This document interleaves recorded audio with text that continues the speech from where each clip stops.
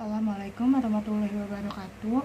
Selamat datang di Koki MP, komunitas kajian ilmu manajemen pendidikan yang diampuh oleh Bapak Ambil Muhammad. Perkenalkan, nama saya Anissa Aziati, mahasiswi dari Manajemen Pendidikan 2020B di Universitas Negeri Jakarta. Nah, pada kesempatan kali ini saya akan menjelaskan mengenai salah satu materi perkuliahan, yaitu jasa dan pemasaran jasa. Sebelum masuk ke materi, mau kasih tahu dulu nih kalau misalnya materi yang akan kita bahas nanti bersumber dari buku Pemasaran Jasa, Strategi Mengukur Kepuasan dan Loyalitas Pelanggan, karya Dr. Didin Fatihudin SEMSI dan Dr. M. Anang Firmansyah SEMM. Jadi pertama yang akan kita bahas adalah pengertian dari jasa dan pemasaran jasa. Jasa adalah kegiatan ekonomi yang menciptakan dan memberikan manfaat bagi pelanggan pada waktu dan tempat tertentu. Sebagai hasil dari tindakan mewujudkan perubahan yang diinginkan dalam diri atau atas nama penerima jasa tersebut. Menurut Norman pada 2002, jasa terdiri dari tindakan dan interaksi yang merupakan kontak sosial.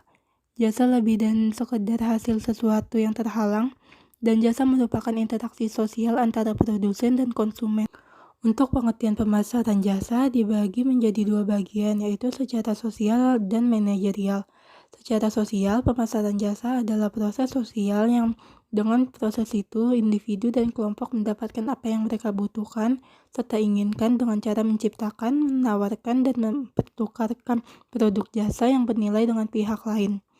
Lalu secara manajerial adalah proses perencanaan, pelaksanaan, pemikiran, penetapan harga, promosi, dan penyaluran gagasan tentang produk jasa untuk menciptakan pertukaran yang memenuhi sasaran individu dan organisasi. Lalu selanjutnya ada jenis-jenis jasa. Yang pertama itu ada jasa murni. Jasa murni merupakan tawaran yang hanya berupa jasa, contohnya panti pijat. Yang kedua itu ada barang berwujud dengan jasa pendukung yang terdiri atas tawaran barang berwujud diikuti oleh satu atau beberapa jenis jasa untuk meningkatkan daya tarik konsumen. Lalu yang ketiga ada jasa campuran. Jasa campuran merupakan penawaran barang dan jasa dengan porsi yang sama. Lalu yang keempat ada jasa pokok disertai barang-barang dan jasa tambahan. Penawaran terdiri atas suatu jasa pokok bersama-sama dengan jasa tambahan dan atau barang-barang pendukung. Lalu selanjutnya ada karakteristik jasa dan pemasaran jasa. Untuk karakteristik jasa terdapat 6 karakteristik. Yang pertama, jasa tidak tampak. Lalu yang kedua ada jasa tidak dapat disimpan. Yang ketiga, jasa bervariasi. Yang keempat, jasa tidak dapat dipisahkan antara produksi dan konsumsi. Lalu yang kelima ada jasa sangat bergantung pada kinerja seseorang. Dan yang terakhir hubungan secara langsung dengan konsumen.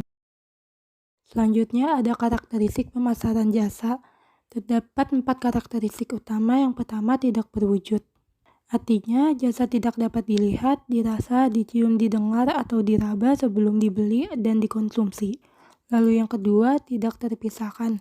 Artinya jasa dijual terlebih dahulu, baru kemudian diproduksi dan dikonsumsi pada waktu dan tempat yang sama. Lalu yang ketiga ada keanekaragaman, artinya terdapat banyak variasi, bentuk, kualitas, dan jenis tergantung pada siapa, kapan, dan di mana jasa tersebut diproduksi atau dihasilkan. Lalu yang keempat tidak tahan lama, artinya jasa tidak dapat disimpan dan juga tidak tahan lama. Karena keterbatasan waktu, mungkin itu saja yang dapat saya sampaikan mengenai materi jasa dan pemasaran jasa. Kurang lebihnya mohon maaf. Wassalamualaikum warahmatullahi wabarakatuh.